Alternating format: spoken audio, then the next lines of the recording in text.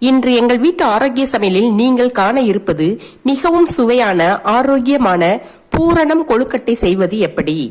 இதற்கு தேவையான பொருட்கள் பொட்டுக்கடலை, தேங்காய் துருவல், வெல்லம், பாசிப்பருப்பு. பாசிப்பருப்பை நன்கு சிவக்க வறுத்து மிக்சி ஜாரில் போட்டு பவுடர் செய்து வைத்துக் கொள்ள வேண்டும்.